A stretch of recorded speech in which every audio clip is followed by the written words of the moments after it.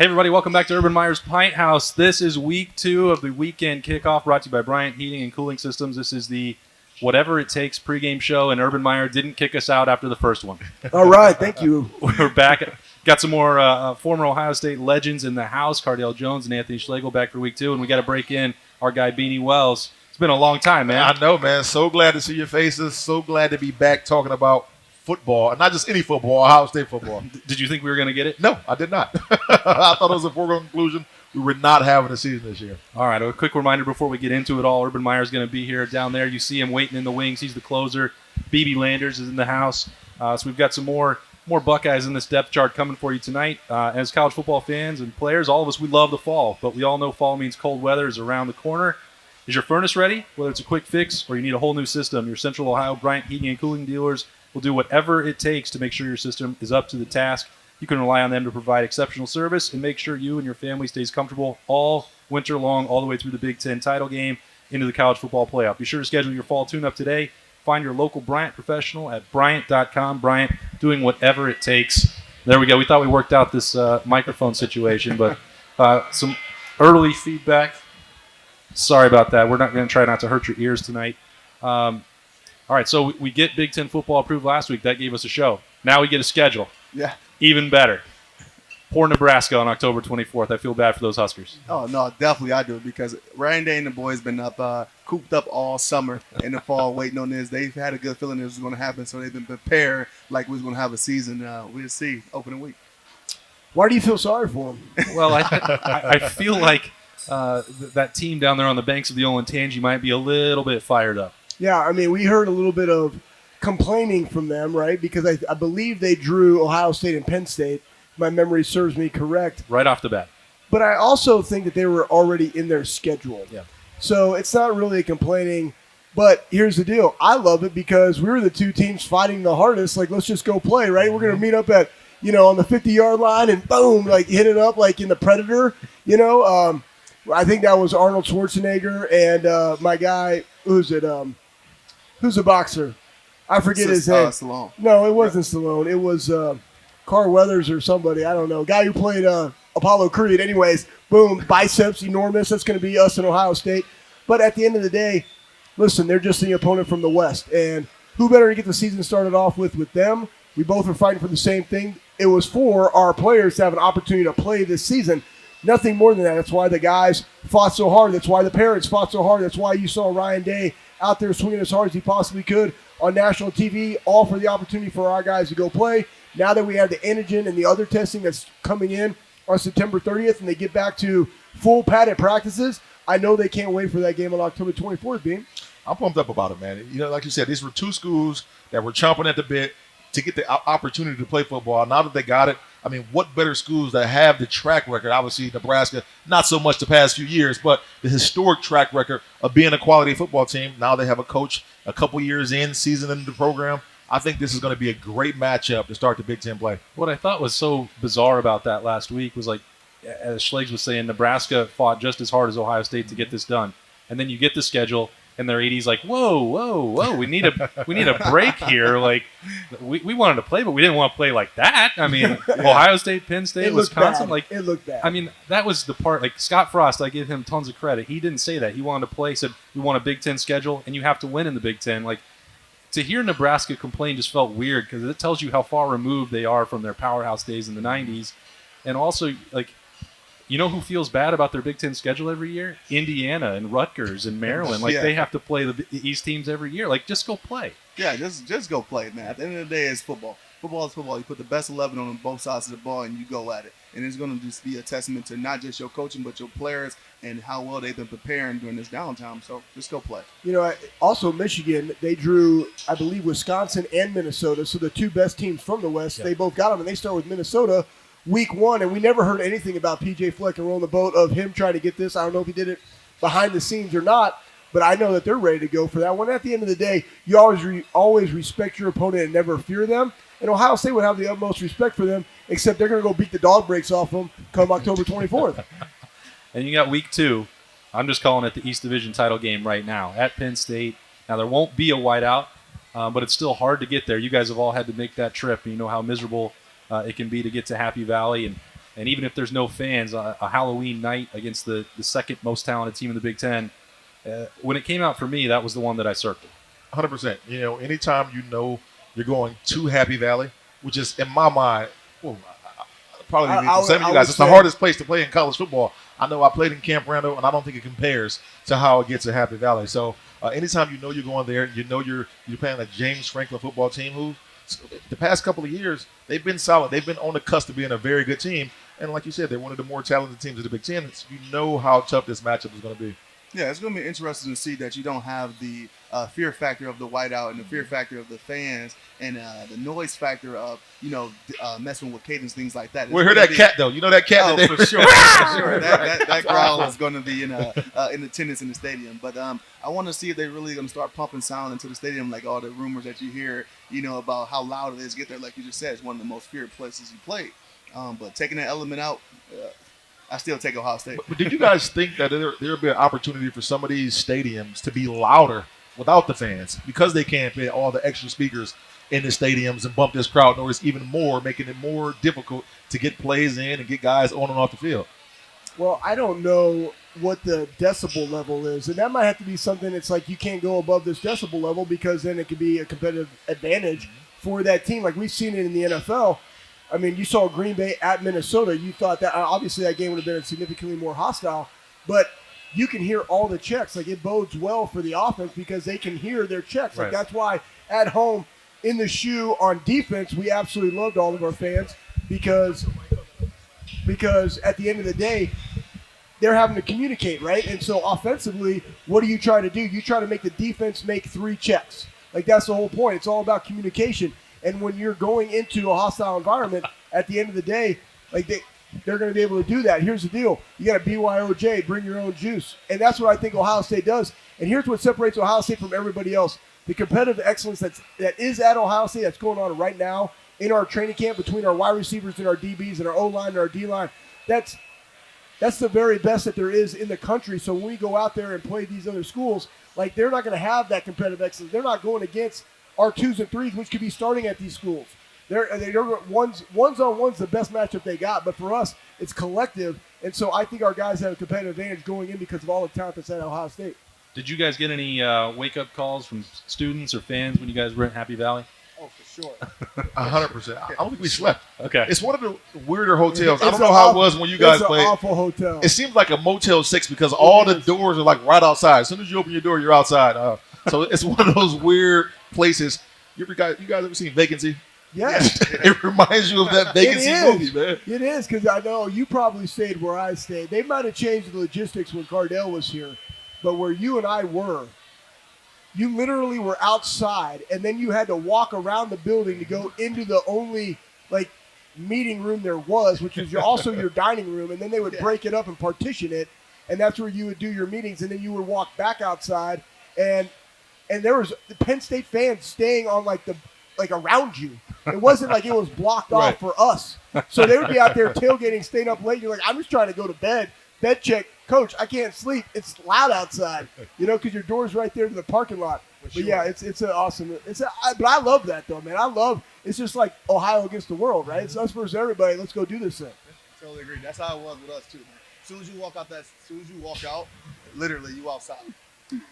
Oh, so you're probably stay at the same place. And for the media, nobody cares what we do. But I've never actually got to stay there because they jack up the hotel rates. It's like you got to have a 3-night minimum. It's $800 to stay. I'm like, it's the worst road trip for the media. It's the oldest press box.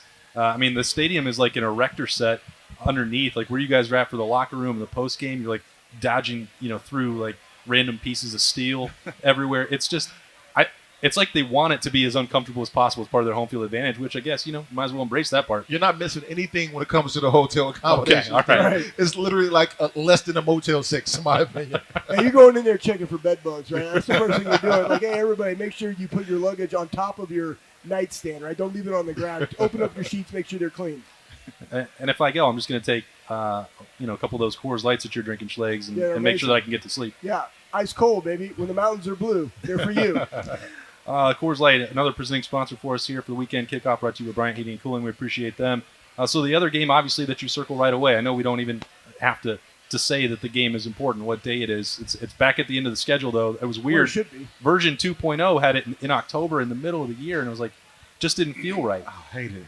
It was I hated garbage. it. Yeah. It would have been the worst situation to happen to have that game such in the middle of a football season. Obviously, we know what the coronavirus has done to so many different athletic venues and just sports in general. But to have that game right there in the middle of October would have been nasty. I couldn't imagine it.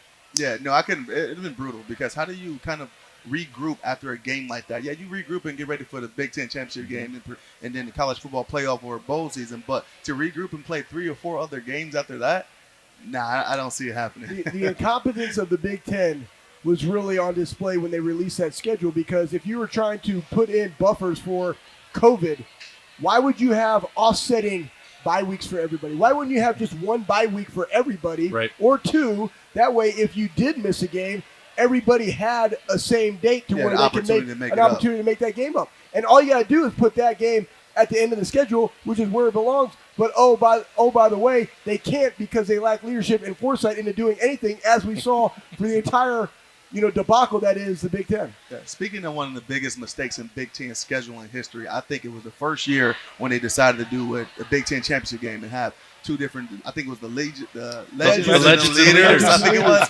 and we was Dumbest almost, names ever. Yeah, we was almost in a position. I don't think everybody really knows. We was almost in a position to play the team up north 2 weeks back to back. If they would have led their conference, we would have led our conference. That end of the year November game would have pretty much been a wash because we could have potentially played them the following week in the Big Ten championship game. But it would have been nice because you would have got 2 gold pants probably. It'd have been nice. Coach Meyer but would have been golly. fighting for those, man. Hey, we're getting 2. It'd have been nice, but golly, how do you rank everything back up for that environment and for everything that goes on to that week? Do you have like 2 of the traditional weeks? I don't know, but yeah, that was crazy. One thing though, I wish we would have had an opportunity in 2006. I know what happened in 2006 in the national championship. Right. Who we played against. I ain't pointing at nobody over there, but nonetheless, if we would have had an opportunity to play Michigan, that would have been something that I would have been up for, because you're getting a chance, like you said, to play the rivals 2 times back to back. And as good as that game was in 06, I think it would have been an even better national championship too. Well, they were a little more talented in 06 than 100%. this. I mean, Michigan's not going to the Big Ten title game anytime soon. That's just not going to happen. All right, we're going to take a quick – I'm just going to leave it at that. They don't even have to say anything. They've all got gold pants on. BB's wearing his down there right now. We're going to take a quick break here on Weekend Kickoff, brought to you by Bryant Heating and Cooling Systems. We'll be right back. Urban Meyer and Robert Landers still to come. All right, welcome back to the Weekend Kickoff, brought to you by Bryant Heating and Cooling Systems. We are at Urban Meyer's Pint House. So I don't really need to introduce this guy any week. He just is a restaurateur now and talks a little football. Coach, last week we talked about the Big Ten coming back. It sounds like our friend Pete Thamel's reporting the Pac-12 is about to do the same thing with a much shorter schedule. So football's back on track. But if you're a coach and you get your first schedule, which Ryan Day did last week, he knows what's ahead. I know the first place you're looking, and that's the game. Right. What's the second place you're looking? Oh, the way it starts, we used to always, and I would never really tell our players, I would never really spend much time with our staff, because was between me and our strength coach, Coach Mick. If you had a real easy early schedule, you would almost make that an extension of camp. Okay. Because you got to get your guys healthy for the big one. When you start Penn State, I believe is number 2. Mm-hmm. We open up with who we open with? Nebraska on the 24th. Oh, Nebraska, yeah. Nebraska. You never know about Nebraska, but they haven't been good the last couple of years. But I think the way the world is right now, you better shoot all your guns for that first game. You better have everything ready to rock and roll, everything on point, and make sure they're ready to go, because you're not opening up with a smaller school. And I think it was, your last season, they came in and Scott Frost was running some triple option and crazy stuff with Adrian Martinez. I mean, I don't think people should automatically look right to week 2 with Penn State. No, you can't. And Ryan won't. I didn't realize it was Nebraska, because Nebraska, are you kidding me? They still recruit well. They were bad last year, but they're going to be much better this year. I got a feeling that coach is a good coach.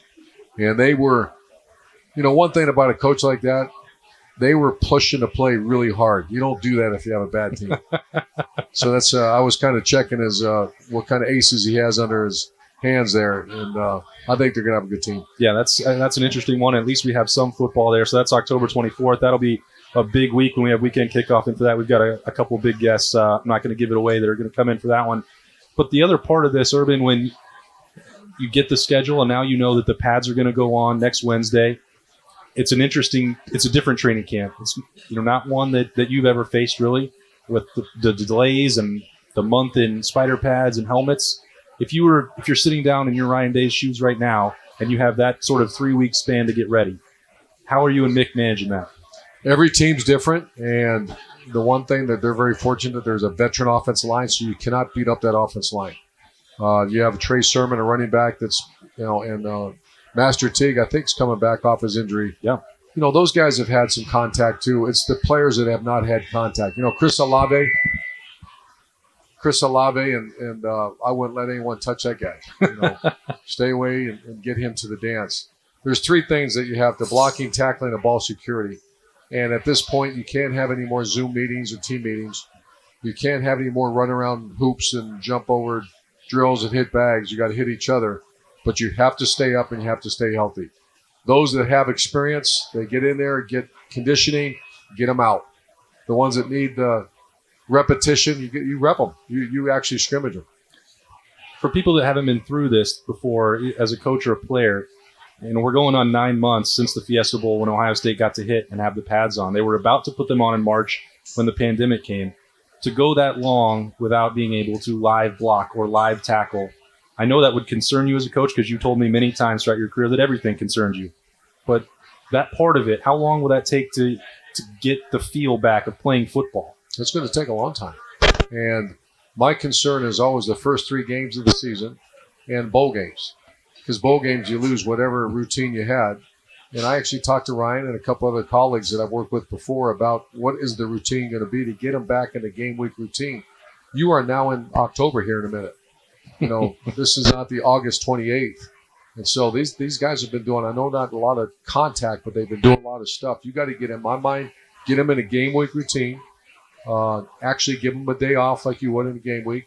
I would play a game every weekend until the first game. So they get used to running on and off the field. They get used to looking at the clock. They get used to officials running the game. Coaches get their butts off the field and let the players play. And I think that's what some of the more experienced teams will do. I mean, the ones that aren't, like the Michigan State, can you imagine what they're going through? New quarterback, new staff, offense and defense, and they struggled. And they didn't have spring practice or training camp. Right. And the other part of this, how much would you think about putting the guys in the horseshoe maybe just to get the feel for what that'll be? Because you're not going to have 110,000 this time. You don't even know what the sounds are going to be like. Would you practice in there at all? Would you have a scrimmage in there? Oh, sure. Okay. Yeah, I think they will. I think everybody's going to do that. Usually have something called a mock game. But I would have actual, you're going to have 3 weeks. So every Saturday I'd go play I'd play a mock game. In the horseshoe. Okay. And I might even put the pads on one time and go play a little bit. I would not tackle, but I'd keep them up. And you get the spring game. You used to want the freshmen to be in there for the first time. I remember that. They didn't have that. All right. So one more thing. We take it every single week. It's the Buyers Auto question for the coach. It came online, and I don't prep you for this. All right. So this week, the one that several people asked this. Now that they know that Justin Fields didn't opt out, he's coming back. He's going to be a Heisman Trophy favorite. You've seen him now for 1 year in that Ohio State Ryan Day offense. Who does he most remind you of for somebody that you've coached at quarterback, and what do you see as the ceiling for this guy? We have not seen the ceiling yet, and this is going from just the connections I have with Corey and with Ryan Day. I have not. I've watched 2 practices. I saw our concern last year was he going to be a runner or thrower, and he's not. He's a quarterback that happens to be as fast as any guy on Ohio State's team. So I would say he's a Braxton Miller, Dwayne Haskins. Here's a guy that can throw a beautiful pass. And once again, I saw it last year, but they're saying he's even better this year. And athletically, he's Braxton Miller. And Braxton, you know how we all feel about Braxton. Yeah. He's one of the best athletes ever to put on a Buckeye jersey. I thought when he came, I was trying to find a comparison myself just to write about him. And athletically, he does look a little like Braxton. I think, the way he throws the ball, there was a little bit of Dwayne. Arm strength. I thought there was some of Cardale. Like everybody you coached at Ohio State, I felt like there was a part of him that was in there, but I didn't know if he could be at the same level that each. What you didn't know was that does he have JT's toughness or leadership, and I think he's proven that. Yeah, I was going to throw that name in there as well. That I think he's earned that respect. The way he handled himself during his COVID, I don't know if I've ever seen better. He rallied a bunch of people, and he was, I met his family before. I can't say I know him that well, but my gosh, they have to be proud of him. I mean, he did everything with great respect to all involved, yet he would not quit fighting. Yeah. And that's a sign of a great young man. All right, that's a great question for Coach there from the Buyers Auto. Appreciate Urban Meyer again letting us in here. This is week 2 of the weekend kickoff. Looking forward to a full year of this, Coach. I mean, we still got about another month to go until a game comes, but we're going to have a little bit of fun up until then. Yeah, I have appreciate everybody coming tonight, and this is going to be a great tradition in Columbus, Ohio. I love it. Hey, 7-0. I'm going to be here every week that you'll let me. That's Urban Meyer. Of course, you guys know him. Thanks, Austin. We're going to roll along. Weekend kickoff brought to you by Bryant Heating and Cooling Systems. We're going to take a quick break. We'll be back with BB Landers and some more players. All right, everybody, welcome back to Urban Meyer's Pint House. It is Weekend Kickoff brought to you by Bryant Heating and Cooling Systems, whatever it takes. And we've got our special guest for the week, BB Landers, Robert Landers, a great guy with five sets of gold pants, I believe. Yes, 5 for 5. Like 5 for 5. Yes, The most, the maximum amount that you can get. Former great Ohio State defensive tackle. BB, this has been an interesting year for you. We waited a long time. You didn't get the combine invite. You wanted that. Didn't go the way you wanted. Wanted to work out. Didn't get a pro day. I mean, everybody has a lot of things that we're dealing with this year with the pandemic. But and I've told you this before. You got dealt a bad hand, but you're still grinding for it. You got to, man. One thing the way that I try to look at life is that God does everything for a reason. You know what I mean? And life is about lessons and blessings. You know what I mean? And the trials and tribulations you go through are what molds you and would teach you those life lessons to help you grow into the person that you ultimately will become. So, you know, for a while, I kind of gave myself 24 hours to be upset about, you know, how things kind of played out, even though it was out of my control. But after that 24, it was like, you know what? It's time to go back to work, man. I'm still waking up every morning, still darker than Cardale, and I'm healthy and I'm blessed. You know what I mean? So I can't complain. So we good, man. Taking it one day at a time. BB, I got to ask, man, how hard has it been during this time to stay motivated and ready? Or has it been hard at all? Because obviously we know with COVID and how that makes it difficult for a while there for guys to go to the gym, guys to get opportunities with teams for people to come see you work out. Has it been difficult to stay motivated? I wouldn't say it was difficult to stay motivated. I think the hardest aspect of it was just kind of working for the unknown. You know what I mean? Like, I could say coming from Ohio State and, you know, the culture is what the culture is, and the culture is to work hard. You know what I mean? And like I said, during the time frame where I kind of pulled back a little bit, like, I did not know what to do with myself. So getting in the gym, getting back in the lab and trying to perfect my craft, working hard and busting my butt on a day-to-day basis was not hard. I think just the hardest part was just training for the unknown. You know what I mean? So it's hard to kind of get ready for something that you just don't know about. Baby, what are you doing now? I know you got some stuff in the works. You've had a couple other workouts. Mm-hmm. You know, what's next on the docket for you? Well, right now, you know, I'm still training on a day-to-day basis. I'm trying to stay ready, so I got to get ready. And, you know, to occupy a lot of my time, I'm doing some training back home in Dayton, training kids, mentoring kids, kind of giving them some of that guidance. And especially with a lot of the kids that I kind of train with, interact, it's kind of, they come from rougher backgrounds. So I try to use my story and my trials and tribulations, you know, to show them that just because they come from a certain place doesn't mean they can't achieve their dreams still. So I've been doing that. And then next month, between working with my agent and a couple other guys, there's like this charity showcase in Vegas, and that's for about 4 weeks. So it's full pads, a bunch of guys in my situation, and some former, you know, players who played in that next level, who knows what it looks like. And we're gonna suit up and we're gonna go to work. You know what I mean? Play some games and kind of get my feet back wet and have a few flashbacks. It's pretty cool because Cardale, it sounds like, you know, some of that training you've been doing that, and you can get in the gym and working out kids. I mean, it's awesome.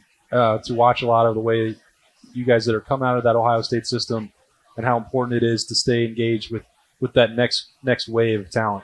Yeah, because we all had, you know, former athletes come through a Ohio State program or that kind of came back and gave back and showed us the way. So it is only right that we do that to the generation below us. All right, let's talk about this current Buckeyes team then. All right, the training camp, they've already been practicing for a couple weeks, but they haven't had the pads on yet. BB, I get asked about this all the time. You know the defensive line better than anybody. You're one of the guys they have to replace. Chase Young, Jay Sean, Devon Hamilton. Mm-hmm. How are they going to do it? I'm going to tell you this. Coach Johnson is not the best in the world for no reason. That man knows what he is doing. And, he's always had the motto next man up. And he trains all of us to be ready to play a 60-play game. Tommy Togiai, Zach Harrison, Jonathan Cooper, Tyron Vincent, Tariq Vincent. I'm messing his name up. Teron Vincent, Tariq Smith. Like, all these guys are going to be ready because they don't have a choice. Mm-hmm. That's not an option in Coach Johnson's room. So reloading has never really been an issue. I think the biggest challenge is going to be some of these young guys who have to get their feet wet, being able to adapt to the game speed. Now you're playing a grown man's game, and now you got to kind of step up and take on more responsibility than maybe what you would have been used to, especially with everything going on. So you kind of everything is boom, boom, boom, boom, boom, boom, boom. So some of these young guys got to grow up a lot faster than what they would have if we would have had a normal year. You know what I mean? So I think they'll be fine. Baby, I gotta ask. You mentioned some names on there, Cooper, Tyreek. Who do you see taking that next step and kind of being that marquee guy? Because if you look at years past, we've had the Bosa brothers back-to-back years. It's been a pretty good Chase run. Young, and like you said, it's been a really good run. Who do you think is going to take that next step and kind of be that marquee sack master, that dominant defensive lineman? And hopefully, that first-round pick that we've been used to having. It's hard for me to really pinpoint just because, like I said, we didn't get a spring ball. You know what I mean? So it's spring ball is a critical point for a lot of players. For vets, slowing the game down, just honing in on their skill set and just perfecting their craft more. And then for young guys to just pick up on the tempo of the game. So for me personally, I can't fully pinpoint, but I can name guys that are specialists that are going to bring their own dimensions to the game that you're going to be saying, wow, all the way across the board for the whole front four and even the front seven. So that's the best that I can give you. So I can't give you a better answer. That sounded like you was very scared and you didn't want to give us a real answer right there, man. You're nervous one of these guys are going to hear this and you don't want to pinpoint somebody? I'm a respectful alpha. I ain't scared of none of them. They know better. I heard that.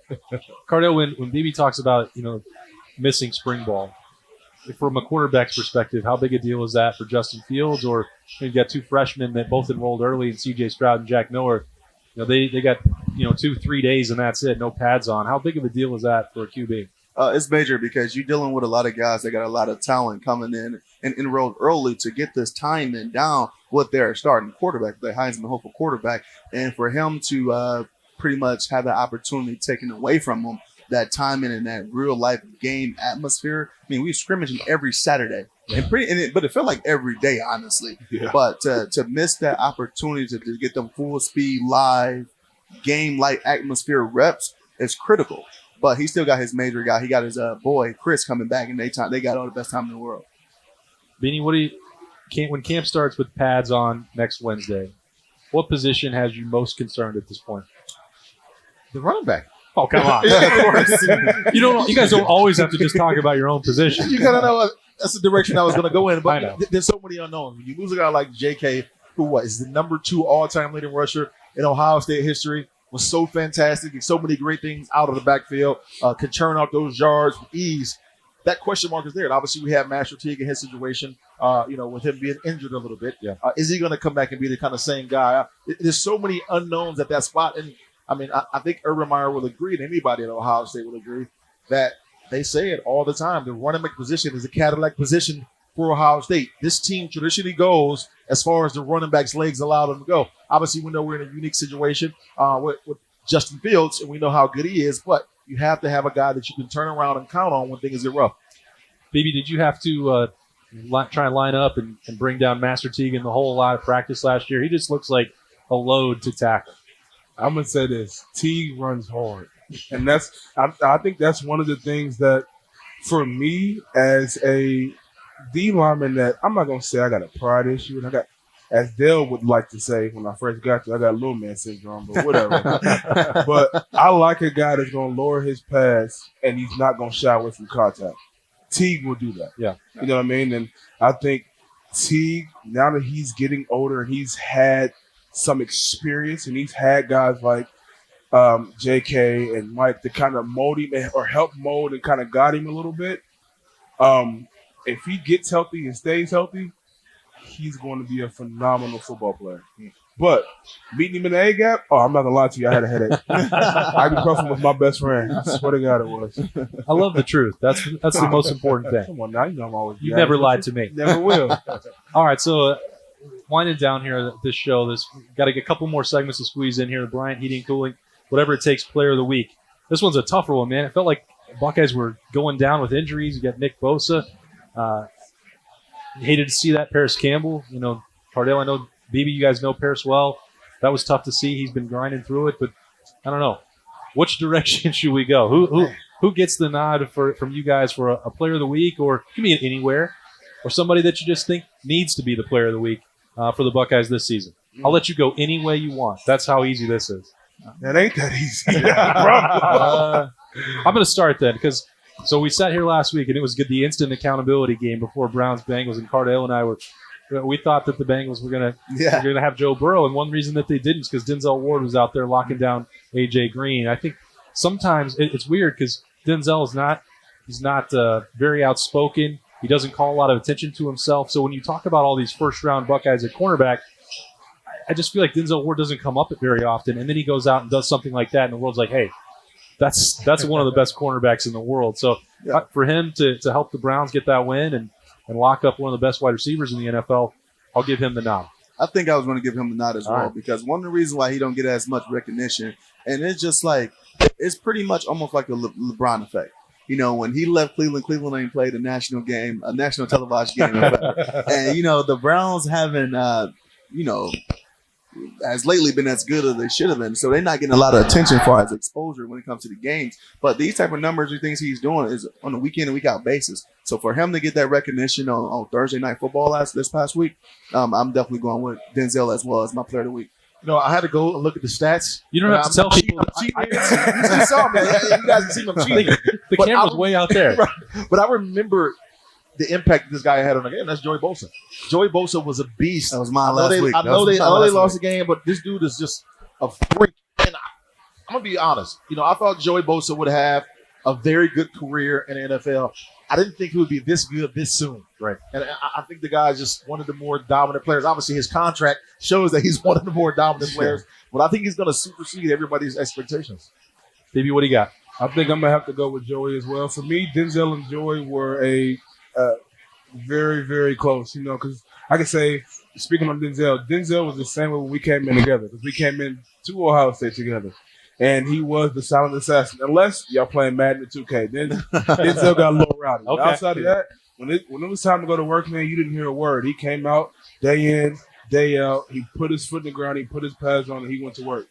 But for me, I'm being biased a little bit. And I love Denzel to death if you hear this. Joey Bosa, in my personal opinion, is one of the best athletes. I'm not even going to say D-lineman. Athletes to play the game and put his hand in the dirt.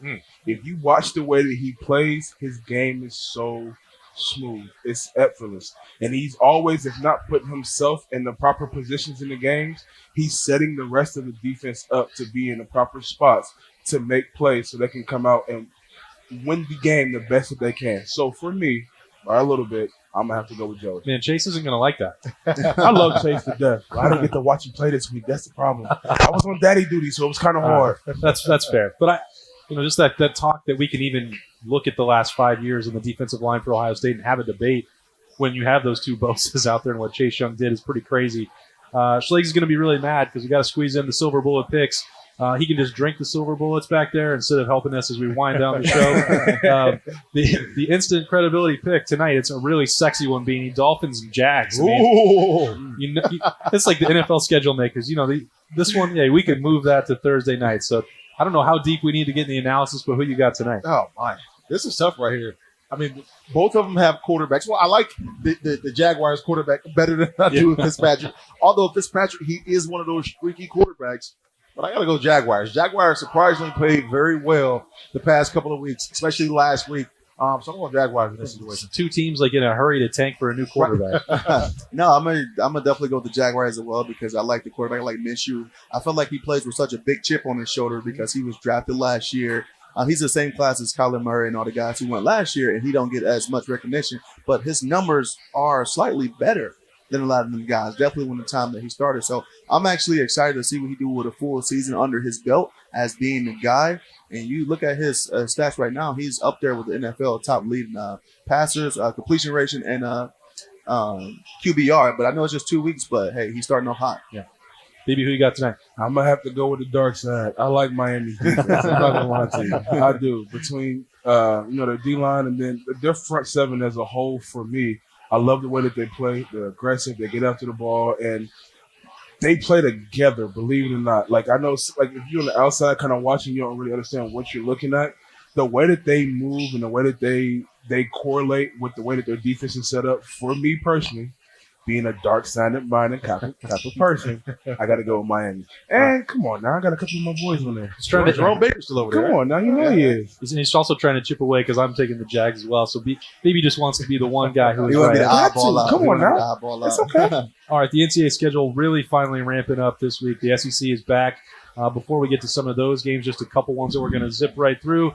This Big Ten still a month away. Kansas State and Oklahoma. I think we're all going to take the Sooners here. My question is really, do you guys believe that Lincoln Riley and that team can get over the hump? We've seen them get to the playoff and then get absolutely annihilated once they get there. Are you believers in the Sooners this year? Not yet. Not yet. I need to see some more. I need to see some more for the guys. Like you said, during the regular season, they always been pretty solid, pretty good.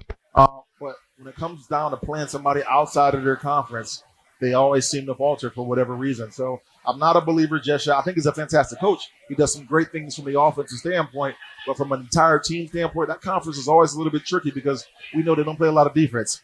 So that question mark is still going to be there for me. Yeah, and what you just said, they don't play a lot of defense in that conference. And one of the reasons I'm going, everybody know college football is a quarterback. No offense, BB, it's a quarterback driven game. No, I agree with you. You usually see teams with the most success that have a veteran quarterback who got a lot of experience under his belt, and that's why I'm gonna go with Texas coming out the Big 12 and taking their talents to the college football playoff because they got Elliger coming back, and I think he's been there 7 to 8 years at this point.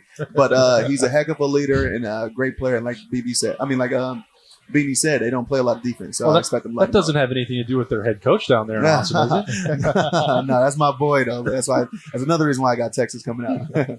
I think I'm agreeing with Benny, and I think the reason why they struggle out of conference is because you don't really see a lot of teams in their conference that plays hard-nosed, heavy defense like you would see in the Big Ten. Mm-hmm. In the Big Ten, if you don't have a dominant or at least somewhat solid defense, you will not win a game. Benny can attest to this. If a team gets over 120 yards on you rushing on the ground, that is a problem. That means they are grounding and pounding the whole game. That in the Big Ten, it's going to be tough to come out with a W. Yeah. And I think that's why they struggle because that is not a trend that they are used to seeing. And they're not used to seeing defenses of higher magnitudes and speeds that play so aggressive and rally to the ball like you would see in a Big Ten or an SEC. All right, I put some extra games on here. We're just going to skip Kentucky and Auburn. Who cares? I don't know anything about those teams. Florida State and Miami. Florida State's coach, it won't even be there. Miami, all I know is that Tate Martell has opted out of a 5th or 6th or 7th team. I'm not really sure how many that is for his career. Yeah. Alabama and Mizzou, though. I don't know that Missouri has enough firepower to stop Alabama, but does anybody in the SEC? Are they the team to beat in that league? But I think they're always going to be a team to beat. Obviously, anytime you got a coach by the name of Nick Saban, he's going to be a well-prepared team. He's going to get the talent.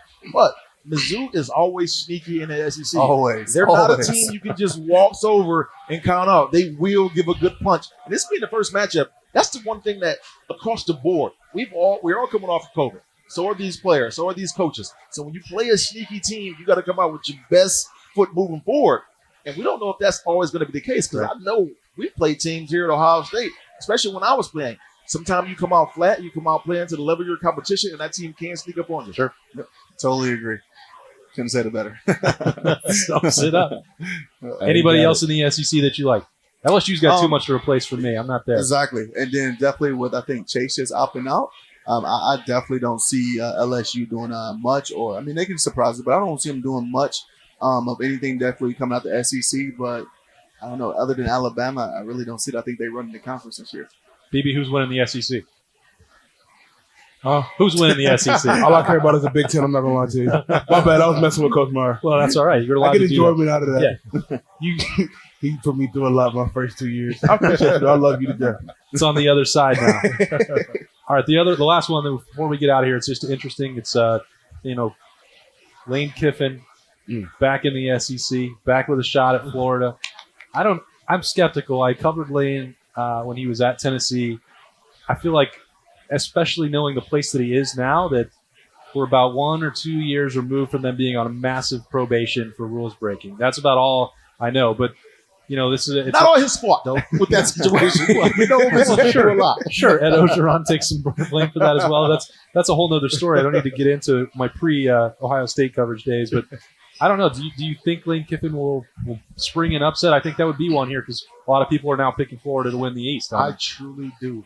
Watching Lane Kiffin and his football team last year, I know it was a different place he was at, but he superseded expectations so quickly. That's how good he is. I mean, he always has his thing going on for whatever reason why he doesn't stick around. But when it comes to being a coordinator, when it comes to getting guys ready to play football, he knows how to do that with the best of them. So I think Ole Miss will be there, especially on the offensive end. They got some good talent there. I think they'll be a sneaky team, man. This could be an upset.